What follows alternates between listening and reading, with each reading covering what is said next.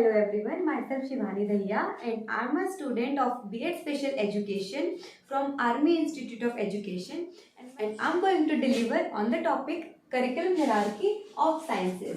First of all, let's understand what do we understand by curriculum hierarchy and sciences. Curriculum is basically something that is being taught to us.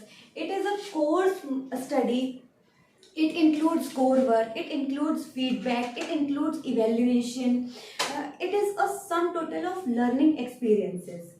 So basically saying curriculum is which that is been taught to us in our school. It consists of set of subjects, it consists of content, sequence of courses, and it consists of set of objectives. There are objectives set that okay, this by providing this content there is this outcomes and our students should understand this content. So it has set of objectives, it has a set of timeline also that within this timeline this much course should be completed. It is a planned learning experience as I had already told. The whole curriculum is being planned before providing content. Next is hierarchy. Hierarchy is a system of organizing content according to its level, important, understanding, its authority. So hierarchy is moving from basic level to advanced level and arranging content in this manner. Combining these both the terms, we get curriculum hierarchy. So curriculum hierarchy refers to the structured organization of educational content and learning objectives within a particular subject or field of study. So if we are taking a particular subject, for example science, we have science consists of physics, chemistry, maths all together till class 8, and then it is further divided in the main topic, that is physics different, maths different, bio different, chemistry different. So hierarchy is organizing content by the level of its authority from basic to more advanced level. Then moving on to our main topic, that is curriculum hierarchy of science. Science is the study of nature. Science is the exploration of nature, causes and effects. And hence the order of sciences on the basis of their emergence and increasing complexity is what curriculum hierarchy of science means. So curriculum hierarchy of science is structured progression from foundational concepts to more advanced and specific topics. That is, from more basic to the more advanced topics. Moving on to our next slide, we have curriculum hierarchy that we had already discussed. That is, it refers to the structured organization of educational content and learning objectives within a particular subject or field of study. And now this ensures that the student build upon prior knowledge and skills as they advance through their education. Curriculum hierarchy ensures that the student's base should be strong so that she can learn further or advanced topics. Next is it outlines the progression from topics and skills from basic to advanced concepts or guiding students through a systematic learning journey. As curriculum is a framework from basic to advanced levels, and it ensures that okay, the quality education should be provided in this sequential manner, and hence it is a systematic learning journey. It ensures the quality content delivery. Next we have curriculum hierarchy of science, as we have already discussed. It is a science of typically follows a structured progression from foundational concepts to more advanced and specialized topics. This we can understand by a simple example. For example, mathematics is related to physics, and mathematics applications are also in chemistry and biology. You know, basic concepts of sum, addition, the formula sum, outcomes. In reactions also we use mathematics formulas. And then moving on from this level to psychology and social sciences. To curriculum hierarchy of sciences, moving from foundational concepts to advanced concepts. Next,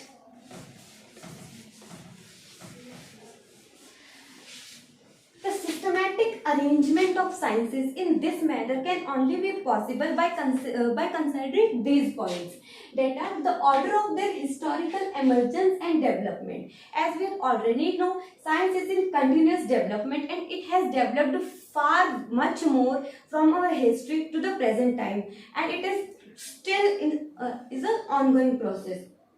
And hence the second is the order of their dependence upon each other. The science cannot develop without dependence upon each other. Biology is dependent to chemistry, physics is dependent on science. The basic concept of physics are related to the increasing degree of generality and the increasing degree of complexity of their subject matter. That is, for example, maths, astronomy, physics, chemistry, biology, sociology. Moving from this to the upper side, we can see that there is increase in complexity and decrease in generality. Sociology is the least general subject related to mathematics. There only basic concepts are applied, that how many people are there, this much. But this is the most general subject on the base we have. Next we have the increasing degree of modifiability of the facts which they study. Sociology is the most modifiable and is in continuous process of modification. Second, last we have the modifiable facts are which can be modified. Sociology deals with social phenomena which undergoes constant modification. Next we have general outline of the hierarchy of sciences. For an education system, that is how science is being systematically arranged in our education system. First we have elementary school, that is from KG to 5. Here the basic scientific concepts about living, non-living, social phenomena, about how a thing is being prepared, these all are being introduced to our students, and which ensures that the quality education is being delivered. So general science exploration is there. The curriculum covers a broad range of topics, fostering curiosity and exploration. You know, there is exploration. Wow, a world functions in this way. These are the concepts that are being introduced. Students engage in hands-on activities and simple experiments to develop basic scientific skills. And observation and exploration is also there, which emphasizes on observation skills and developing a sense of wonder about the world. So there is generally a basic concepts and basic life phenomena, physical phenomena, a surrounding exploration is there. Next we have middle school. This is from 6th to 8th. Here in-depth study that we had already studied from class K to 5. That study advances in level, and in-depth study about some of the courses. Students develop deeper into life sciences, physical sciences and earth sciences. They start to explore more concepts in biology, chemistry and physics. So generally the level advances here. Scientific methods are being introduced to the students, that okay, these are the theories, and they learn how to implement them in our life. The methods, introduction to scientific methods and experimental designs. You know, students are being introduced that these are the methods and these are the formulas, and they learn how to implement them in their studies and in their social life basically. And critical thinking skills also enhances there, as they learn through experiences, they learn through observation, they learn through experimental and exploration. So critical thinking skills enhances. And here in critical thinking skills also there is one more thing, that the students learn to raise questions, they learn to explore more about their surroundings and about their studied concepts. So next we have third, that is high school. High school from grade 9 to 12. Here the concepts are more in depth, concepts are more based on the scientific researches. It is disciplinary focus. Disciplinary focus means there is a particular discipline, there is a particular subject that the student studies about. For example, in biology, she studies about everything in biology, and it is not like Biology consists of physics and these all that. Biology only covers the biological concepts. Next we have advanced topics. It is a simple one that okay, their here topics are more advanced. There is laboratory work, experimental work is there. You know, students experiment, goes to laboratories, perform experiments and become more sophisticated, allowing students to apply theoretical knowledge in practical settings. So laboratory work is there for the better understanding of their advanced topics. Research skills. Here research skills also enhances as everything is being performed and then analyzed. Next we have undergraduate level. These consist of foundational courses, and here the more specialized courses, more specialized topic about a particular field is there. For example, I had chosen maths, okay, for my graduate level, so I studied maths, and here there also the maths is divided in so many different subjects. For example, operational mathematics, calculus, advanced calculus, and like this. So specialization about courses, about major chosen subjects is there. And the laboratory research is there. There also laboratory research and independent projects under the guidance of faculties, under the guidance of more experienced personnel. Students perform activities and experiments. Integration of theory and application. Then here the learned theories that we had studied in our previous classes are being integrated and applied for the research purpose. Next we have graduate level. Here advanced coursework